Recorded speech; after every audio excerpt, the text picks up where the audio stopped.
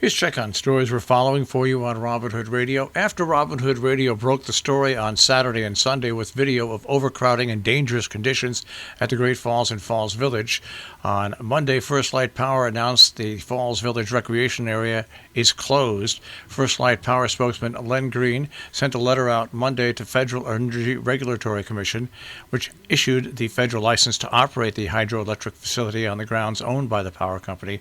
Regarding their decision, quote, "It informs our intention to temporarily close the Falls Village Recreation Area at the request of the towns for public safety reasons," end quote. Green went on to say, "We have no intention of reopening it this season. There were multiple issues involved, including a lack of parking, trash, safety, and COVID-19 issues involving crowds," end quote. Salisbury's first Selectman Curtis Rand and Falls Village First Selectman Henry Todd also said the overflow of vehicles into no parking areas, noise, trash, and public safety hazards prompted their request for that closing. Taking a look at meetings coming up this week in our area. Coming up tonight, the Reopening School Advisory Committee in Region 1 has a meeting at 4:30 till 6 p.m. It's a Zoom meeting. That Zoom information is at the Region 1 website. In Cornwall, the Inland Wetlands Watercourse Commission meets at 7. At 7:30, the Board of Selectmen tonight, also via Zoom. The Town of Sharon Planning and Zoning Commission meets on Wednesday at 5:30 at Town Hall. Coming up on Thursday, in Cornwall, at 10:30 in the morning, the Cornwall Conservation Commission will meet. That is via Zoom. The Ashley Falls Historic District Commission will hold a public hearing on Thursday at 5 p.m. on the Village Green opposite the post office in Ashley Falls. Social distancing rules will apply. There's limited seating, so if you wish to sit, please bring a chair. In the event of inclement weather, the hearing will be held as a virtual meeting. That information can be found at the Town of Sheffield website. Kent Park and Recreation 2020 Summer Drive-In Concert Series, co-sponsored by the Kent Land Trust, will feature Thursday evening concerts from 6:30 till 8 p.m. Coming up this Thursday, it is Wanda Houston and HBH, Rhythm, Blues, Jazz, and Soul. Find out more about that at wandaworld.biz. In Kent, the Planning and Zoning Commission has their regular meeting coming up on Thursday at 7 p.m. In Sharon, the Sharon Sewer and Water Commission has a meeting on Thursday at 7 p.m. Northeast Town Board is meeting Thursday at 7 p.m. Coming up on Friday, there's a Tri-State Food Drive. Help support your neighbors in need. The Corner Food Pantry. You're asked to donate non-perishable foods and household supplies to support the increased demand on the Corner Food Pantry, which serves the entire Tri-State region. Pet supplies will also be donated to the Little Guild Animal Shelter. This is being held Friday from 9 a.m. to 5 p.m. at Salisbury Bank on Bissell Street in Lakeville, Connecticut in the parking lot. More information at limerock.com/Tri-State Food Drive. In order to follow CDC guidelines, please place your donations in your trunk. Pull up to the drop-off site in the bank's parking lot. Volunteers wearing masks and gloves will remove your donations from your trunk while you remain in your car. Please place financial donations in an envelope, make checks out to charity, and place your contribution in the marked box at the drop-off site.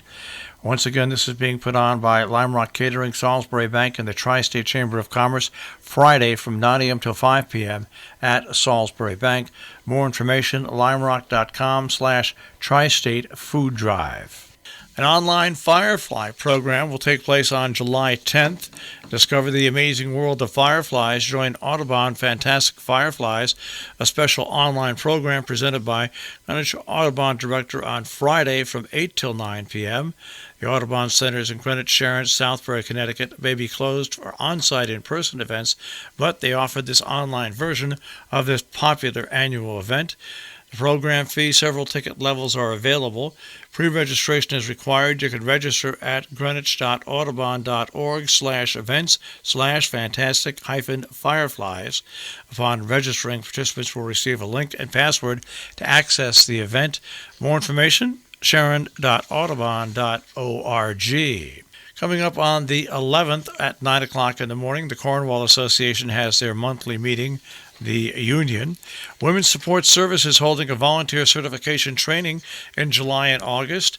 To be a program volunteer with WSS, you're required to complete 20 hours of training in order to become a certified domestic violence counselor. The certification protects both you and clients under their confidentiality policy. Training consists of 8 total sessions with policy, and also a combination of 2 socially distant outside meetings with the option to participate from home via video chat, 6 Zoom lectures, and homework consisting of readings and videos. Trainings will take place Monday and Thursday evenings, with one Wednesday, running from July 13th to August 13th. More information or to sign up, contact Women's Support Services Volunteer Coordinator Deanna Barry at dbarry@wssdv.org. In Columbia County, the Department of Health Mobile Testing Clinic has scheduled walk-up clinic schedules. The first one going on today at 11 o'clock, a walk-up clinic, the sidewalk in front of John L. Edwards in Hudson. And coming up on the 21st from 9 to 11 in front of John L. Edwards, Hudson. And July 28th from 9 to 11, a walk-up clinic at the sidewalk in front of John L. Edwards in Hudson. They'll be limiting the walk-up clinics to 50 tests each. They recommend anybody who would like to be tested to get to the clinic as early as possible to secure one of the 50 tests. Pre-registration will not be necessary for walk-up clinics. The drive-through schedule, July 12th, a drive-through clinic at 325 Columbia Street in Hudson from 9 till noon. Pre-registration is required. A link is available on the Columbia County website. August 9th and 12th, the drive-through clinic at Ichabod Crane High School in Valatia. Pre-registration is required for that. The link is available at the Columbia County website. They will have the capability to accommodate 100 tests. Pre-registration is required for the 2 drive-through clinics using the links that are provided by the county. Please be sure to bring a form of photo ID. Masks are required for entry and other rules as well. The Connecticut Coronavirus Recovery Phase 3 is set for mid-July, according to the state, but a specific date has not yet been announced. Phase 3 would happen about 4 weeks after Phase 2, and it would include the opening of indoor private gatherings to 50 people, outdoor private gatherings, including graduations, to 250 people, outdoor organized gatherings, fireworks, concerts at Municipal Park, 15 feet of space blanket to blanket, no cap. Event organizers are responsible for compliance with the guidance. Outdoor event venues like amphitheaters, racetracks, 50% of fire capacity, and distancing. Bars were initially included in Phase 3, but Governor Lamont announced at the end of June he was reconsidering that decision after seeing surges of cases in other states. Bars may no longer be on tap for Phase 3 of the reopening plan.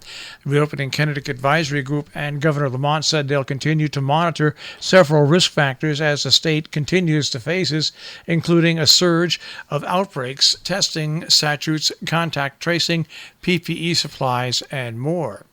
On the good news side, Connecticut's lake compounds reopened to the public yesterday. It reopened to pass holders on July 1st, but Monday was the first opportunity to get inside for the general public. Families will notice a few changes at the park due to the COVID-19 pandemic, which park officials announced last month. Guests will have to follow social distancing guidelines, wear face coverings, and get a temperature check at the entrance. Families will also have to register for the date they want before they visit. Employees will also be sanitizing throughout the day. More information is available at lakecompounds.com. Well, for the second time within a week, a man has died in a fatal skydiving accident, this time a 41-year-old in Gardner. A 41-year-old Gardner man died in the accident Sunday afternoon, according to state police. David H. Richardson attempted a swoop landing in the area of Sky Drive, the ranch facility at 55 Sand Hill Road in Gardner. Police said he was injured when he landed at fast speed. He was airlifted to Westchester Medical Center, where he died. Stephen Neville, Troop F spokesman, said Richardson was an experienced skydiver with more than 3,000 previous jumps. Richardson was on his 6th jump of the day, and there were no previous issues with any of the other jumps. Well, coming up today from 5:30 until 7 p.m., Dutchess County will hold a virtual forum titled A Listening Town Hall, People of Color Sharing Their Experiences in Dutchess County. The forum will be co-hosted by County Executive Mark Molinaro, Congressman Sean Patrick Maloney, the Dutchess County Commission on Human Rights, the Northern Dutchess NAACP, and the Southern Dutchess Coalition. The event will be held via Zoom and streamed live on the county's Facebook page. If you'd like to listen and observe via Zoom, you can sign up by visiting visiting duchessny.gov/listening-town-hall. In a landmark agreement, New York State Electric and Gas has sought to cap their natural gas use in the first-of-a-kind agreement. Rochester Gas and Electric and New York State Electric and Gas to work towards zero growth in natural gas sales over the next 3 years and will cancel plans for 2 new pipelines and other new gas infrastructure. Instead, the utilities which serve the Finger Lakes and Southern Tier regions will push energy efficiently and environmentally friendly ways to heat and cool homes. A fight in Hudson ended with a pepper spraying and some arrests. Bill Williams from Columbia Green Media reports a fight in Hudson Sunday morning was brought to an end when police used pepper spray on 2 men. The 2 men, identified as Ifmael Robinson of Hudson and Keith Johns of Newburgh, were both charged with disorderly conduct. Neither man pressed charges against the other. Police went to Hudson Terrace Apartments for a reported disturbance at about 8:42 in the morning and found the 2 men fighting. When they arrived on the scene, officers attempted to separate the 2 men who continued to fight until officers used their pepper spray. Southern Berkshire schools are seeking volunteers to help plan for a reopening. From the Berkshire Eagle, the Southern Berkshire Regional School District Superintendent is looking for members of the district's communities to help develop fall reopening plans for district schools. Participants in the district reopening task force should be able to commit to meeting virtually between July 9th and August 7th. The first meeting is tentatively scheduled for 5 p.m. July 9th via Zoom.